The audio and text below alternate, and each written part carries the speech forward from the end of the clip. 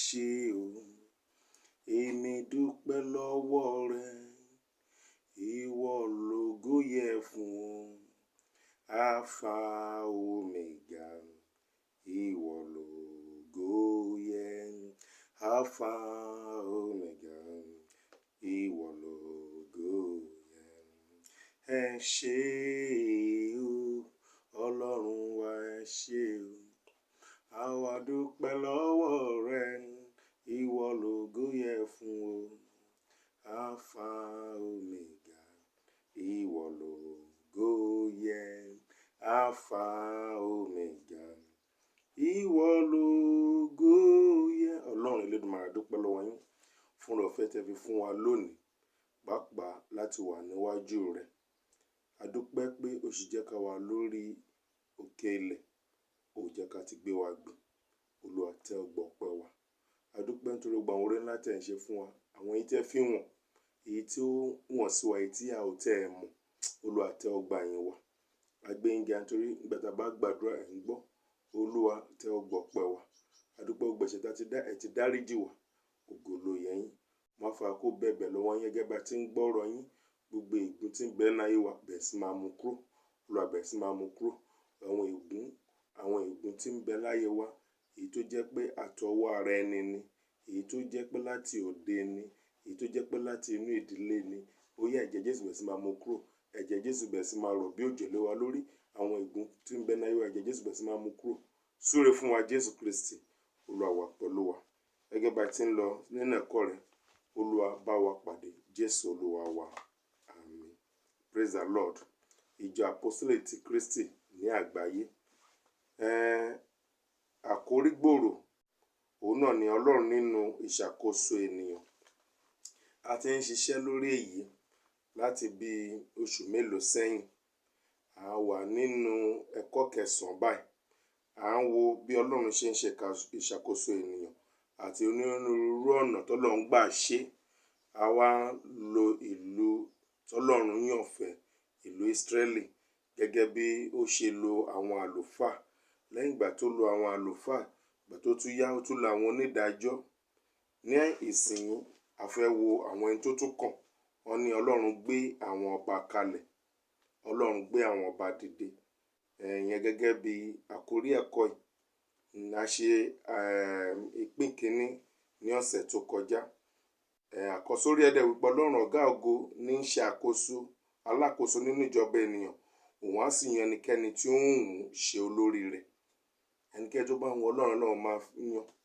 Ó lè yan mọ́là, ó lè yan gàmbàrí. Ẹnikẹ́ni tó bá wù ú, nǹkan tó bá wọn Ọlọ́run ṣe. Kò sẹ́ni tó lè bí kábíyẹ́ ò sí ni. Ọlọ́run gbé àwọn ọba dìde. Bàtà dẹ̀ wo ọ̀sẹ̀ tó kọjá, a wo ohun tó fa èrèdí tí àwọn èèyàn fi ń béèrè fún ọba. Pàápàá gẹ́gẹ́ bí ẹ̀kọ́ wa, ẹ̀kọ́ ìjọ àwọn Àpọ́sítélì ti Kristi yẹn, Christ Apostolic Church. Ó ní pé ó pàpà ṣẹlẹ̀ nítorí àṣìṣe Sámúẹ́lì. Àwọn wò pé kí ni àwọn nǹkan tí Sámúẹ́lì ṣe tó jẹ́ àṣìṣe. Bá wò ó ti dàgbà. Tẹ́ bá wo fídíò tí mo ṣe ní last week, a máa rí gbogbo ẹ̀ níbẹ̀. Tí èèyàn bá dẹ̀ ń gbàdúrà fún ẹ̀mí gígùn, kò sí bí èèyàn bá dàgbà kó má ṣàìsàn àgbà. Kó lè máa ṣe bó ṣe ń ṣe nígbà tó wà ní èwe. A ní ọ̀pọ̀lọpọ̀ àwọn ìránṣẹ́ Ọlọ́run tí Ọlọ́run ń lò ní pápá ìsọjí, tí ó pọ̀ wọ́n máa ṣe ìsọjí lónìí lọ́la. Ṣùgbọ́n ìgbà kan ń bọ̀ tí ara ò ní lè ṣe gbogbo nǹkan wọ̀nyí mọ́. Ẹ̀mí á fẹ́, ṣùgbọ́n máa ṣàlera fún ara. Kí wá ni àwọn ohun tí àwa ń ṣe láti lè ṣe ní àwọn àkókò wọ̀nyí nígbà táwọn àkókò yìí bá dé? Kí ni àwọn nǹkan tó ti wà nílẹ̀? Àwọn èèyàn kan máa náà ó ti backslide ni, ó ti pẹ̀yìn dà, ọfà kan ló bà. Rárá. Ṣùgbọ́n ẹ jẹ́ ká bọ́ sí ẹ̀kọ́ títòní. Ẹ̀kọ́ títòní sọ nípa bí a ṣe yan Sọ́ọ̀lù àti iṣẹ́ rẹ̀. Báwo ni Sọ́ọ̀lù, ẹni tí Ọlọ́run fẹ́ sọ di ọba, bó ṣe pàdé Sámúẹ́lì?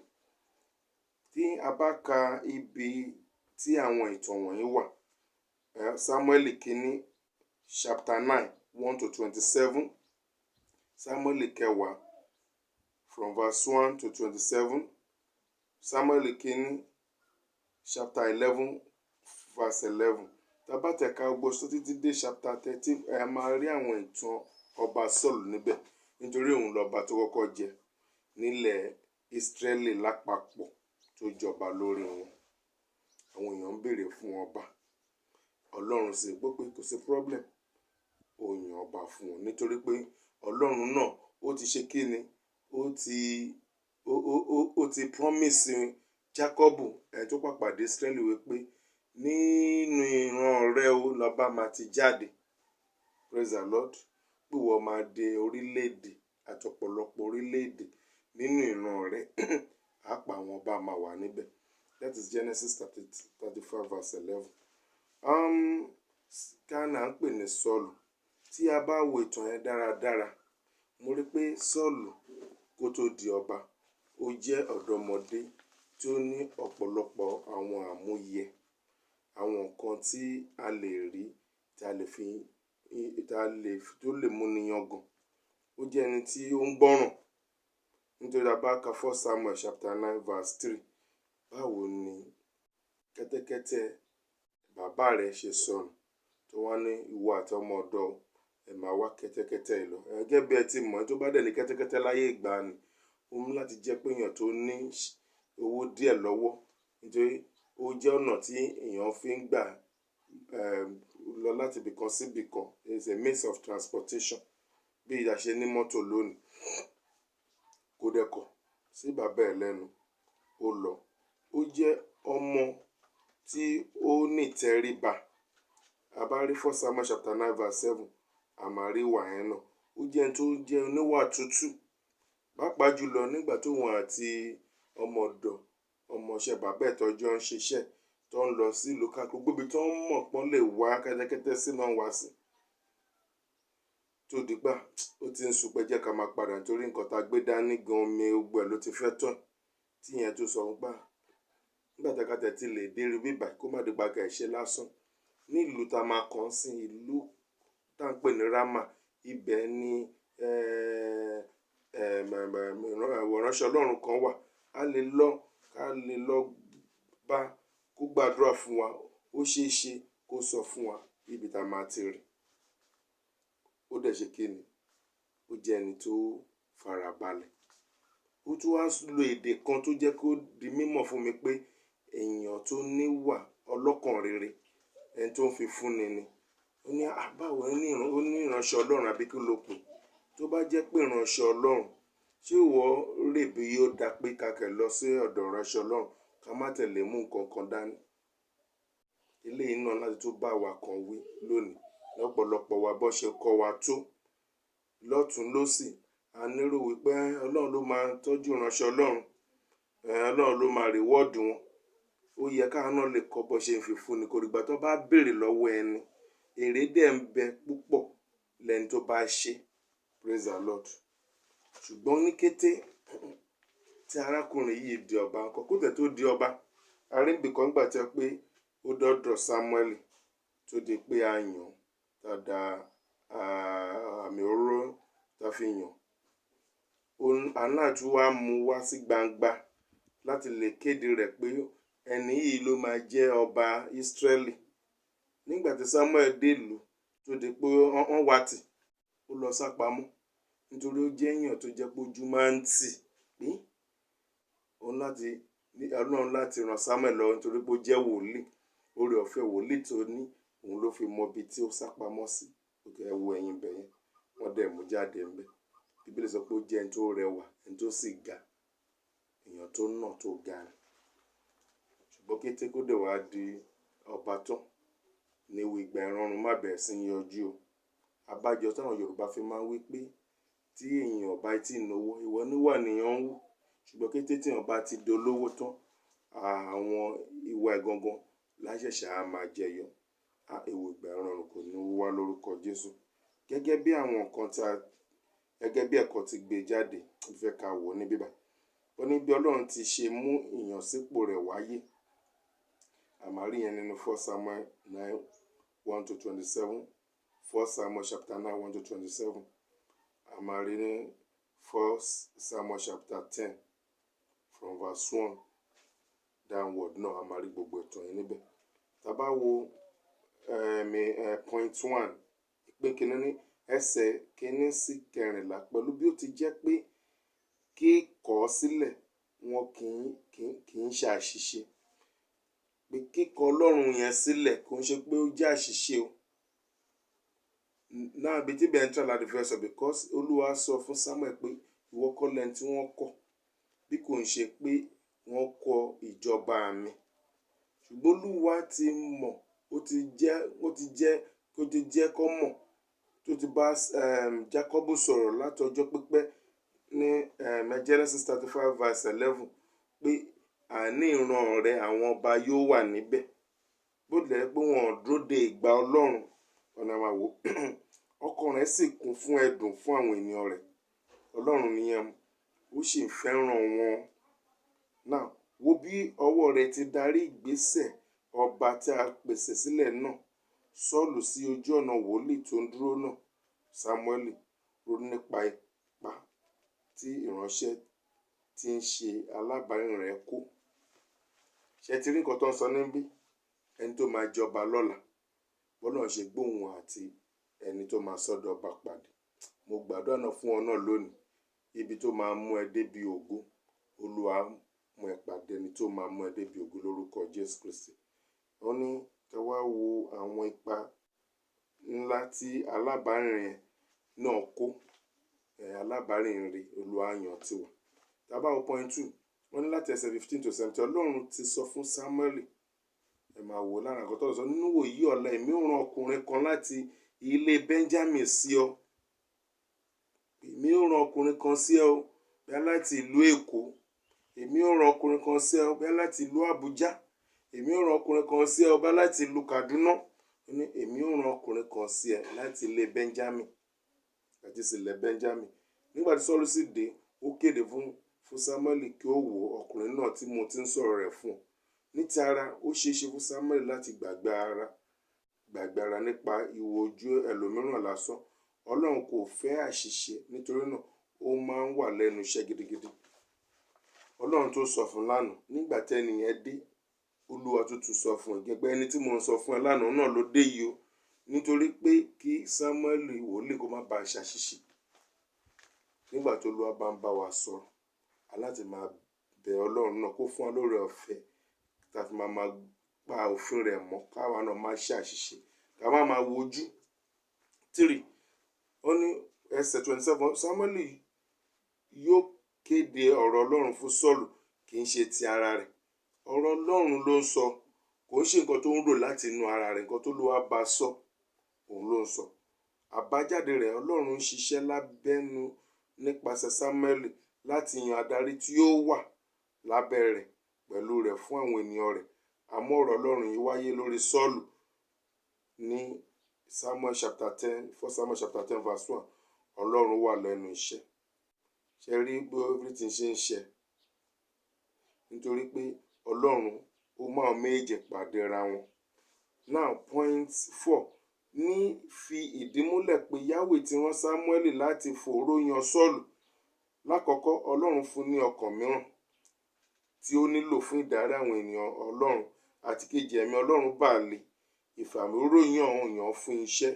Méjèèjì wá láti ọ̀dọ̀ Ọlọ́run, kì í ṣe láti ọ̀dọ̀ Sámúẹ́lì. Àrí yìí ní ibi tí ó ti jẹ́rìí sí jíjẹ́ ọba Sọ́ọ̀lù pẹ̀lú àwọn ìṣẹ́gun. Ṣàtìrí ogun tó ṣẹlẹ̀ nígbà Ọlọ́run fi díẹ̀ múlẹ̀ nípa fífún ní ọkàn mìíràn. Irú ọkàn tí èèyàn láti nígbà tí wọ́n bá darí àwọn ènìyàn. Èèyàn kan lè máa ṣe bí èèyàn lásán. Kò wá ń ṣe ẹ̀lẹ́ kan tó sọ pé ẹ̀mí Ọlọ́run gan tún wà lójú iṣẹ́. Ó ní pé Ọlọ́run ṣe kí ni? Ẹ̀mí Ọlọ́run bà lé. Ẹ̀mí Ọlọ́run náà dẹ̀lẹ́ nǹkan tó máa ń ràn án lọ́wọ́. Tó bá ní power, gẹ́gẹ́ bí àwọn òyìnbó ṣe máa ń sọ wá ní ability to do something. Agbára láti lè ṣe nǹkan. Tí a bá wo mọ́tò, a rí pé mọ́tò ó yára ju motorcycle lọ, ọ̀kadà. Ibi tí mọ́tò lè máa sáré ṣe kíní dé, ọ̀kadà lè má lè ṣe. Lóòótọ́ náà power bike táwọn náà ń sáré, ṣùgbọ́n a mọ̀ pé àwọn ewu máa ń bá lò nítorí tí àṣìṣe kékeré bá wáyé. Ṣùgbọ́n tá bá wá wò pé bí èèyàn fẹ́ fi bí orílẹ̀-èdè tá wà yìí sílẹ̀, kí wọ́n sọ pé bí ó fẹ́ drive láti ibà lọ sí Amẹ́ríkà, mi rè bóyá tó bá tẹ̀ á ṣe bridge tó débẹ̀, mo mọ iye ọdún tó máa ná ènìyàn àbí mọ́tò èèyàn láti débẹ̀. Ṣùgbọ́n tó bá ń sọ nípa aeroplane, a mọ̀ pé after some hours èèyàn ti ṣe kíni, ó ti débẹ̀. Agbára kan nìyẹn. So agbára tí èèyàn nílò láti lè fi ṣe nǹkan, òun ni ẹ̀mí mímọ́. Nígbà tí ẹ̀mí mímọ́ bá bà lé yín, ẹ̀yin yóò gba agbára nígbà tí ẹ̀mí Ọlọ́run bá bà lé yín. So agbára yẹn Ọlọ́run ó fi fún nítorí àwọn ènìyàn rẹ̀ tó máa darí. Tá bá tẹ̀síwájú ní point B, a dẹ̀ ti rí Ọlọ́run ṣe fún ní àwọn ìṣẹ́gun níkan-ò-jọ̀kan káàkiri. Now, ó ní bó ti fọwọ́sowọ́pọ̀ pẹ̀lú Ọlọ́run tó sí. Ṣé èèyàn tó fọwọ́pọ̀ pẹ̀lú Ọlọ́run pẹ́ títí ni? Àbí nígbà tó yá ó sùn? Wọ́n ní Sámúẹ́lì sì wí fún Sọ́ọ̀lù pé ìwọ kò wu ìwà ọlọ́gbọ́n, ìwọ kò pa òfin Olúwa Ọlọ́run rẹ mọ́ tí òun ti pa ní àṣẹ fún ọ, nítorí nísinsìnyí ni Olúwa bá fi ìdí rẹ̀ kalẹ̀ lórí Ísírẹ́lì láéláé. Nígbà tó bẹ̀rẹ̀ sí ń ṣe àṣìṣe, ó bẹ̀rẹ̀ sí ń dẹni tó bẹ̀rẹ̀ sí ń wojú, kò dẹ̀ fẹ́ ṣe ìfẹ́ Ọlọ́run mọ́. Àwojú ṣe nǹkan, ó dẹni tó bẹ̀rẹ̀ sí ń ṣe kárí mi, eye service, ó fẹ́ di man pleaser. Nítorí tá bá wò ní àwọn ibi tó kọ́kọ́ bẹ̀rẹ̀ sí ṣe àṣìṣe, ìgbà kan wà iṣẹ́ tó Olúwa gbé lé lọ́wọ́, ó láti dúró de wòlíì Ọlọ́run kí ìyẹn wá rú ẹbọ kó tó lè lọ. Ṣùgbọ́n ìgbà tó dúró títí tí ìyẹn ò tètè dé, ó bá wò pé àwọn èèyàn yìí ti fẹ́ máa lọ díẹ̀díẹ̀, ló bá kó bọ́ sí iṣẹ́ tó yẹ kó ṣe, ó lọ ṣiṣẹ́ àlùfáà. Nígbà tí Sámúẹ́lì dé tó máa bí, ó ní nítorí pé àwọn èèyàn fẹ́ máa lọ torí ẹ̀ lòun ṣe ṣe bẹ́ẹ̀. The same thing nígbà tó ṣe ẹ̀ṣẹ̀ tí Sámúẹ́lì sọ pé ìgbọ́ràn sàn ju ẹbọ rúrú lọ. Bí ṣe bí nǹkan tó Olúwa sọ fún ẹ ni, bí tí wọ́n bá lọ sílẹ̀ àwọn ará Amálẹ́kì, báyìí ni kò ṣe, báyìí ni kò ṣe. Ohun àwọn ẹranko ni mò ń gbọ́ ní àgbàlá rẹ̀. Ó ní mo mú wá nítorí Ọlọ́run rẹ̀ pé ká lè fi rúbọ fún. Kò rí Ọlọ́run bí Ọlọ́run títí ẹ̀, ó rí Ọlọ́run bí Ọlọ́run Sámúẹ́lì.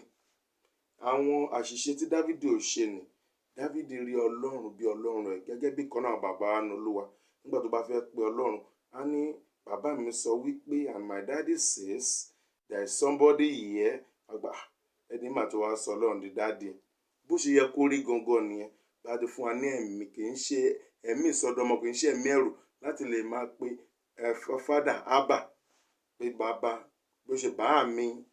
Ó ní bí ó ṣe láti pe Ọlọ́run kọ́ lọ́mọ gba ọmọ mi ló ń pè mí. Gẹ́gẹ́ bí èmi náà ti wà tí máa fẹ́ pe mọ́mì mi, ó ní bí ṣe máa ń pè wọ́n, ó yàtọ̀ sáwọn ẹ̀gbọ́n mi àtàwọn èèyàn tó kù. Màmá ni máa ń pè. So kò sí ẹni tó fẹ́ pè wọ́n tó ń pè wọ́n ní orúkọ yẹn. Ó yẹ ká náà ní ọ̀nà àrà tá náà lè fi máa pe Ọlọ́run wa. Ṣùgbọ́n ní Ọlọ́run rẹ̀, tí ebi ń pa Ọlọ́run ni. Yóò dẹ̀ wà nínú ìwé Sáàmù. Ṣé Ọlọ́run á nílò ohunkóhun kan, á wá máa bèrè lọ́wọ́ yín? Kò ní lọ síbẹ̀. Ṣé bóun ló dá? Ó ní Ọlọ́run ò fẹ́ràn ọgbẹran bọ sísun, bí kò ṣe pé kó wọ gbọ́ràn kò ṣe ìfẹ́ rẹ̀. Kẹ́ lè bá tún mọ̀ wípé èèyàn tó dàbẹ́ ni pé èèyàn ló ń tijú ẹ̀, tó ní ó fẹ́ fa ìránṣẹ́ Ọlọ́run padà pé jọ tẹ yẹmi sí níwájú àwọn èèyàn wọ̀nyí. Má ṣe bẹ́ẹ̀ ń pa ń jà, má ṣe bẹ́ẹ̀ ń po bínú sí mi níbi tó ti fa aṣọ yẹn yà. Nípa bẹ́ẹ̀ gẹ́gẹ́ ni ìjọba náà yóò fi fàyà. Ẹ jẹ́ ká wo ẹgẹ́ bí ẹ̀kọ́ ti 1.1. Ìtàn ọba Sọ́ọ̀lù bani nínú jẹ́. A fún ní àǹfààní láti jọba àkọ́kọ́ ní Ísírẹ́lì, ṣùgbọ́n ayé rẹ̀ yí padà sí ìbànújẹ́ nítorí àìní àfojúsùn àti àìní ìgbẹ́kẹ̀lé rẹ̀ nínú Ọlọ́run. Olórí gbogbo orílẹ̀-èdè. Ọdún méjì àkọ́kọ́ ìjọba rẹ̀ nìkan ni ó fi wo Ọlọ́run. Ní ọdún 40 ọdún tó fi ṣèjọba, ọdún méjì péré ló fi ń wo Ọlọ́run. Ó sọ ìfojúsùn rẹ̀ nù. Báwo ni ìwọ náà? Ṣé kò ṣe èèyàn náà lè wọ́n wò? Ọ̀pọ̀lọpọ̀ àwọn ìránṣẹ́ Ọlọ́run lóde òní, wọn ò ní fẹ́ ṣiṣẹ́ níbi tí àwọn ọmọ ìjọ ò ti pọ̀.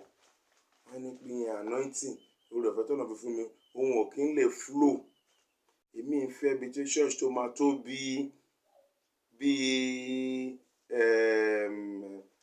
àwọn bíbí ní camp táwọn èèyàn máa pọ̀ bí stadium, ìgbà ló máa anointing máa flow. Ṣé o rí evangelist Philip? Ọlọ́run lò. Bíbélì sọ wípé àwọn apostoli sì wà, apostle Peter nígbà tó débẹ̀ tó bá wọn sọ̀rọ̀. Baptism tí John lè kan lọ ṣe tí wọn ti gbẹ̀mí mọ́, bó ṣe ń bá wọn sọ̀rọ̀ lọ́wọ́ ọ̀nà ẹ̀mí mọ́ sí bà lé wọn. Ṣùgbọ́n tọ́lọ́run lò tọ́pọ̀lọpọ̀ èèyàn wá tán fayé wọn fún Kristi, Ọlọ́run tún gbéṣẹ́ lé lọ́wọ́ èèyàn kan péré, ìwẹ̀fà ará Ethiopia, kó dẹ́kọ̀ kó sọ pé òun ò lọ. Ó lọ nígbà tó ṣe baptism fẹ́ nìyẹn tó Bíbélì sọ pé ẹ̀mí sì ta ń pa nítorí tí ọba ṣèfẹ́ Ọlọ́run, Ọlọ́run á máa promote èèyàn. Nítorí àgbọ́ pé ó disappear. Ṣùgbọ́n lẹ́yìn ìgbà tó ṣe títí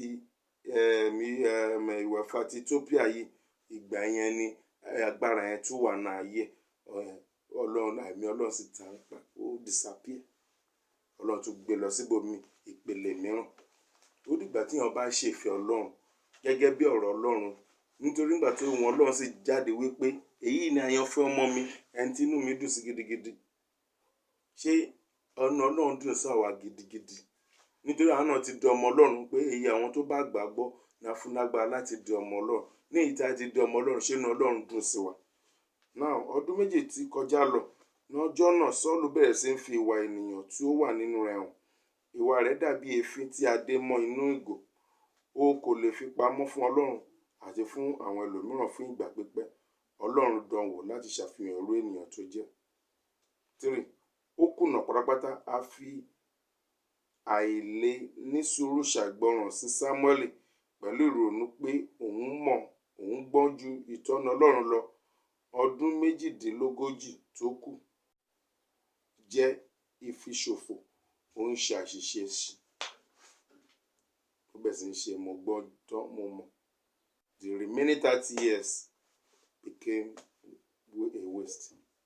Now, Ọlọ́run lórí ọ̀fẹ́ ìgbà kejì fún ní oore ọ̀fẹ́ ìgbà kejì, second chance. Ṣùgbọ́n ó tún ṣàìgbọràn. Ọlọ́run kò lè tẹ̀síwájú láti máa farada ìtẹ̀síwájú ìwà ìgbọràn àwọn aṣáájú. Ó kọ Sọ́ọ̀lù sílẹ̀, ó sì pa á tì pátápátá. Irú ìṣẹ̀lẹ̀ ìbànújẹ́ wo ni èyí? Ọlọ́run kò wá máa kábàámọ̀ pé òun fún ọ ní àwọn àǹfààní iṣẹ́ adarí bí? Ọlọ́run fún ní oore ọ̀fẹ́. Second chance tún dé. Ṣùgbọ́n kò yí padà. Ó ń tẹ̀síwájú ní ìwà ibi, àwọn ìwà bí Ọlọ́run rẹ̀. Ọlọ́run rẹ̀ á fi sílẹ̀. Pàápàá Bíbélì sọ pé orin kan wà pé ọ̀rọ̀ ayé má jẹ́ kó dàbí Sọ́ọ̀lù. Ẹni tí ń bọ́ Ọlọ́run sọ̀rọ̀ kẹ́lẹ́kẹ́lẹ́ tó wá da bókù sọ̀rọ̀. Ó dẹni tó bẹ̀ sí wọn wá àwọn abókù sọ̀rọ̀ kiri. Ẹni tó jẹ́ pé ó lè bọ́ Ọlọ́run sọ̀rọ̀ tẹ́lẹ̀, ayé wa ò ní dàrú lórúkọ Jésù. Àyíṣe Sọ́ọ̀lù kò bá Ọlọ́run lójijì. Àwọn ènìyàn náà fi àìní sùúrù béèrè fún. Ó sì ti kìlọ̀ fún wọn nípa àwọn àbájáde rẹ̀. Pé gbogbo nǹkan tí Sọ́ọ̀lù ṣe yìí kò ń ṣe nǹkan tó bọ́ Ọlọ́run lójijì. Àwọn ènìyàn ló fi àìní sùúrù béèrè fún. Wọn ò dúró dé ìgbà àkókò tọ́lọ́run ti yàn. Now, níkẹyìn, Ọlọ́run fẹ́ mú ẹni tó tọ́nà tó jẹ́ ẹni bí ọkàn rẹ̀. Dávìdì dé orí ìtẹ́. Ju gbogbo rẹ̀ lọ, ọ̀pá-aládé kò ní kúrò ní ilẹ̀ Júdà. Bó bá jẹ́ pé àwọn ènìyàn náà dúró de àkókò tirẹ̀ láti ṣe àgbékalẹ̀ ọba jíjẹ náà, wọn kì bá ti ní ìbápàdé pẹ̀lú Sọ́ọ̀lù ará Benjamin rárá. Bó tilẹ̀ jẹ́ pé nígbà mìíràn Ọlọ́run máa ń fàyè gba akọni adarí oníwà búburú láti dé ipò agbára kí ó bá lè mú àwọn èròǹgbà àti ètò rẹ̀ ṣẹ. Bó ṣe rí gẹ́gẹ́ ni àwọn ẹ̀kọ́ tí a rí kọ́. Ọlọ́run fàyè gba nǹkan láti ṣẹlẹ̀ kò túmọ̀ sí pé ìfẹ́ pípé rẹ̀ ni. Àwọn ìfẹ́ ènìyàn tí a fàyè gbà fipá mú láti lè yọrí sí ewu nígbà mìíràn. Àní àwọn kan tó ń pè ní permissive will of God. Tó bẹ̀rẹ̀ sí sọ báyìí lọ́lọ́run ṣe fẹ́ wá ní Olúwa báyìí ni mo fẹ́. Kò sí problem, go ahead. Ewu máa ń wà ń bẹ̀ ń gbà mí. Ẹ̀kọ́ kejì, ọ̀kan pàtàkì lára májẹ̀mú Ọlọ́run pẹ̀lú Ísírẹ́lì ni ìgbọ́ràn. Gbogbo ọmọ lẹ́yìn Kristi àtàdarí àwọn ènìyàn rẹ̀ ní ojúṣe pípa àṣẹ ìgbọ́ràn náà mọ́. Ẹnikẹ́ni tó bá máa ṣe ohun tí Ọlọ́run fẹ́, ó láti ní ìgbàgbọ́ nínú rẹ̀. Tó bá dẹ̀ ní ìgbàgbọ́ nínú Ọlọ́run, ó láti lè gbọ́ràn sílẹ̀. Mo gbàdúrà wípé Ọlọ́run ní tàwa nù, ẹ̀mí mọ̀ ní dágbére fún wọn. A ní di ọmọ èṣù. Jésù Kristi á wà pẹ̀lú wa. Ẹ jẹ́ ká gbàdúrà. Olúwa ẹ ṣé nítorí pé ẹ ti gbóhùn àdúrà wa. A dúpẹ́ lọ́wọ́ yín fún ẹ̀kọ́ ilé ọjọ́ ìsinmi òní. Ẹ ti gba ògo, tẹ́ gbọ́ ọpẹ́ wa. Gbogbo àwọn òkè ìṣòro ayé wa sọ́ di pẹ̀tẹ́lẹ̀. Ó ṣe dé pẹ́ ti gbọ́. Jésù Kristi Olúwa wa. Àmín. Praise the Lord.